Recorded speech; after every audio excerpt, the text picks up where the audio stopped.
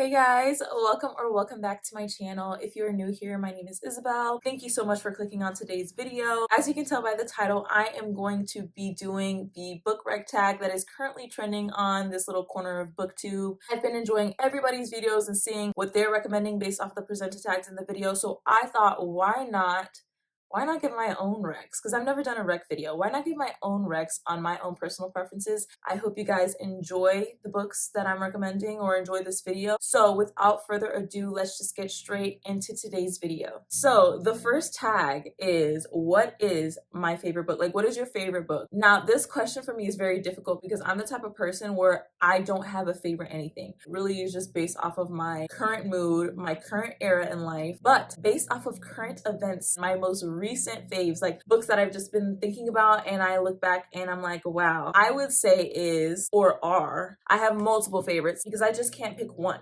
I'm too, what's the word for this?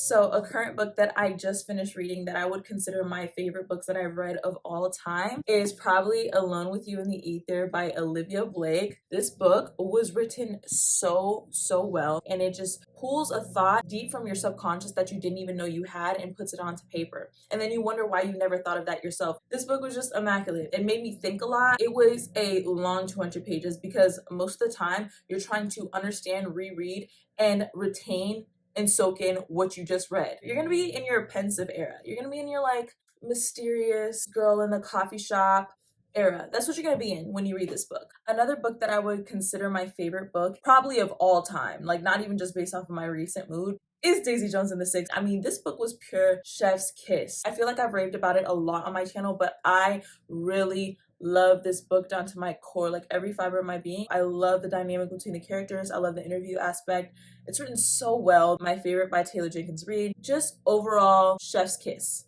Perfect. And then what I would say is my last favorite book is Conversations with Friends by Sally Rooney. If you don't know, I am a Sally Rooney girl. I love her writing. Sally Rooney's writing, for some reason, it just hits for me. Going back to what I said about Olivia Blake's writing, it just pulls things out of the back of my mind. Probably like that I keep in like a file in the back that's like deep in the recesses of my mind. That's what Sally Rooney pulls out for me. And she puts it on paper and she delivers and she slays. What I will say about this book rec is that Sally Rooney is not for everybody. Some people just don't get the hype. They don't perceive it the way I perceive it. Okay, the next tag is a book that is my guilty pleasure. I don't really have books that are my guilty pleasures, unless it's like if I reach for a rom-com, but I say for the most part, my guilty pleasure is hockey romance. There's not really much depth. It's just very nice, fun, playful, my feet kicking up in the air, laughing type of romance for me. So it's like I always know what I'm getting when I'm reading a hockey romance. So for my pick of guilty pleasure, I'm gonna say Mile High is probably my favorite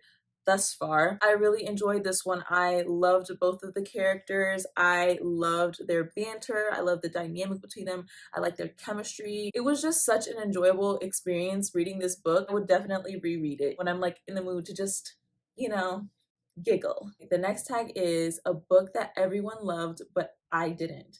And I have a couple for these. Now, y'all, don't get mad at me when I say this. Say you swear you won't get mad at me when I say this.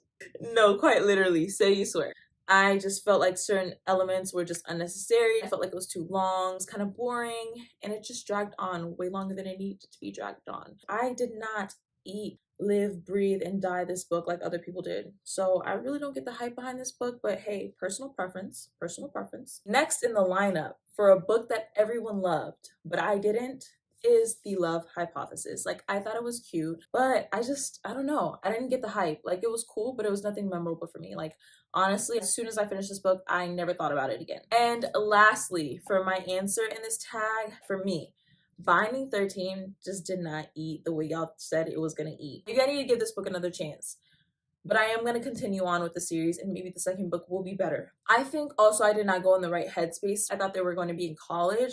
So the fact that the characters were a little younger kind of threw me off a little bit because sometimes I'm not in the mood to read younger characters. Johnny being 17 was fine, but Shannon being like 15 going on 16, like that was like the emphasis on how small she is, that kind of even made it even worse for me. And then the droned on internal monologue. I don't know, it was a lot. It was a lot for me. Maybe I should give it another chance. When people said there was going to be a founding family aspect in it, I was kind of thinking Addicted series, but I've never really come across another series that has as good found family vibes as the Addicted series. So maybe I just need to reread it again and go into it with a different mindset. I didn't love this one, but I didn't hate it either. Like, I still enjoyed it. Like, I liked it. I didn't love it like everybody else loved it.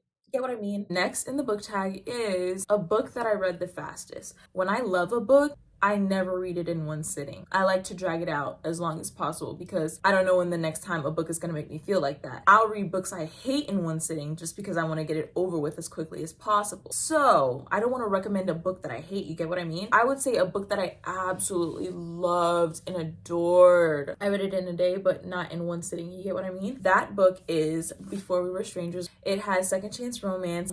That is one of my all-time favorite tropes. You just get so many storylines in one book. You're never bored because you're always trying to figure out something. You wonder why they broke up, how they're gonna get back together, things like that, you know?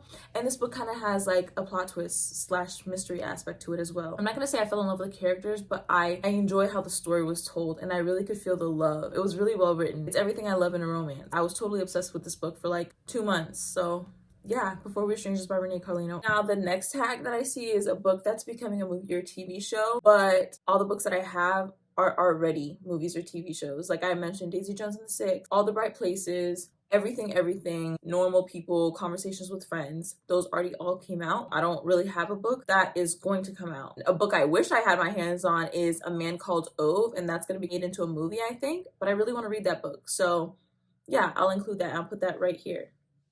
A Man Called Ove. Next in the tag is a book I reread the most. This book would have made it into my favorite books of all time, but I just feel bad saying like a romance book is my favorite book of all time. People totally just crap on the genre for some reason. I don't know why, because I read some really good romance books. A book I reread the most is Love in Other Words by Christina Lauren. It's such a comforting book to me, and for some reason, each time I read the book, I love the book more and more and more. And honestly, here's another unpopular opinion. I enjoy reading a book the second time over the first time. I don't know, it just gets better. Maybe it's because I like to know what's gonna happen and I don't like the anxiety of not knowing what is gonna happen. When I do know what's gonna happen, it just kind of takes away that anxiety to where I can just sit down and just fully process the book and enjoy the book. And then there's so many things that I didn't notice the first time reading that you just don't get reading the first time. Can I just say, Elliot is probably one of the best book boyfriends of all time, and I say this with 100% certainty in my heart that he is one of the best book boyfriends of all time. I've never seen a book boyfriend so devoted to the female character the way Elliot is devoted to Macy. I mean, this man, when they saw each other after years of not seeing each other, it was just like he knew. You know what? He knew. There was no doubt about it. I actually just reread it this month, so this one was hard for me. This one is a book from a genre you don't typically read. I read a little bit of everything. Like, I'm kind of all over the place with my book tastes. For the most part, I read romance, but I do like to step away from that just because I want to be multifaceted. I don't want to be put in a corner with my taste. I'm gonna go with nonfiction because I rarely pick up a nonfiction book. So I would say for this one, I would recommend Conversations on Love by Natasha Lunn, I'm sorry. It's about love from the perspective of lovers, strangers, parents, friends, endings and beginnings, and it just taught me so much, really opened my mind, kind of steered me away from being narrow-minded about certain things, especially when it comes to love and being alone and being single. 10 out of 10. There's just so many amazing quotes.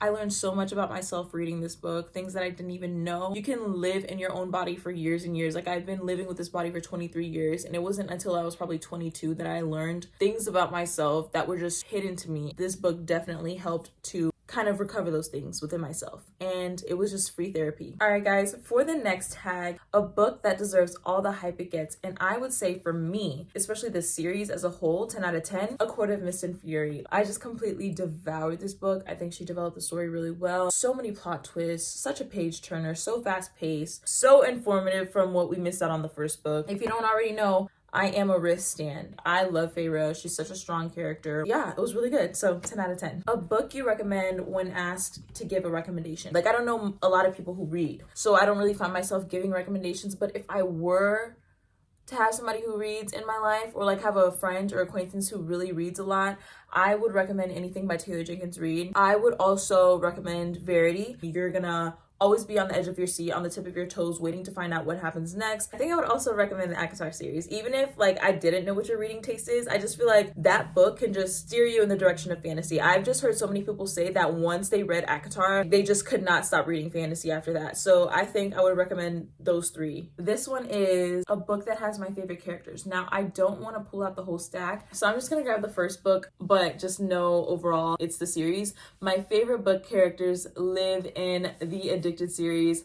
I just love these characters so much. I've never had characters feel so real. I've mentioned in my, I think it was my February reading wrap up, that I felt like these characters are out here living somewhere in the world. Like, I'm convinced that they are real. Like, every time I read these books, it just gives me a level of comfort and coziness because it feels like I'm in a friend group. Lily and Lo are my favorites. Like, I know everybody's like Connor and Rose, or maybe like Reich and Daisy, but I don't know. Something about the OGs, Lily and Lo, I love them. I don't know, they're not any like life-changing characters, but if you see how it's written, I don't know, it's just like a completely different universe that you get so submerged in. This one is interesting. A book that I wish I could live in. Honestly, don't come for me for this. I honestly would love to live in the Magnolia Parks universe. The London vibes, the women in this series, they just give such it girl vibes, the fashion, there's always something going on. They have like the best looking book characters. I see some of the picture inspo of what the characters might or might not look like, especially on the Magnolia Parks universe Instagram page, especially the way they're written. Every character is like the most beautiful person you've ever seen, and they have like such a charisma about them and such like swagger. Yeah, I would love to live in this universe. I just feel like I'd never be bored. But another book that I would like to live in, A Court of Mist and Fury. I think the Night Court is so beautiful, full of like luxury, and then the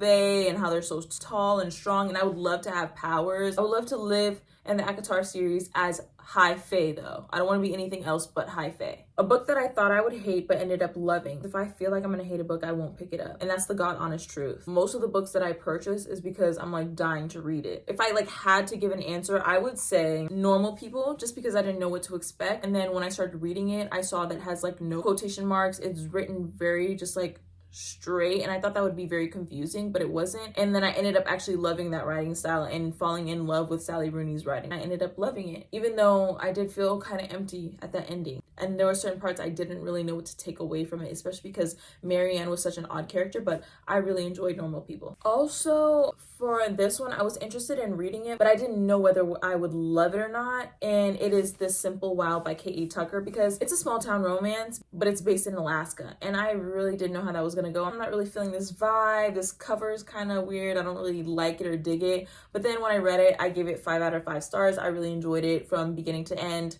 Slow burn, well written, love the characters, and it's kind of more than a romance. I really did connect with this book, and I did not think I was gonna love it the way that I did. The next tag is a book that made me cry, Ugly Love by Colleen Hoover. When I tell you, this book had me like real life crying, like the hiccup crying. My shoulders are heaving, snot coming out my nose, just tears. It was just a lot. It was a lot of trauma, a lot of emotional damage. Probably one of my favorite books ever. Another book that made me cry is A Thousand Boy Kisses by Tilly Cole. It was kind of like immaturely written, but the ending, oh my goodness, when I tell you I cried. Like, I cried. But it wasn't like how I cried in Ugly Love. It was like a couple tears streaming, a little bit Kim K expression. I'm an ugly crier, guys. Like, I cry like Kim Kardashian. And then here is a book that made me not just cry, but I literally sobbed. Like, I had my face in the book like this, like just like crying. Like, I literally bent over and just was like, every time I think about it, I'm just brought back to that moment, and it's giving PTSD with a mix of nostalgia. A tearjerker for sure. A book that I wish I could reread for the first time. Let me take a gander. No, wait. This is the one I wish I could reread for the first time. What I would give to read Under the Mountain for the first time. The book is not called Under the Mountain, but the scene from Under the Mountain. If I could reread that for the first time from this book, A Court of Thorns and Roses, there is not a feeling quite like what I felt when I read this book for the first time, especially at the end. And honestly, I think about it a lot. Okay, guys, this is the very last tag of the video. So it is a book that I think is underrated. See, that's hard for me because I read a lot of hyped up books. I have FOMO, and I like reading hyped up things because I don't like to be left out. You know what I'm saying?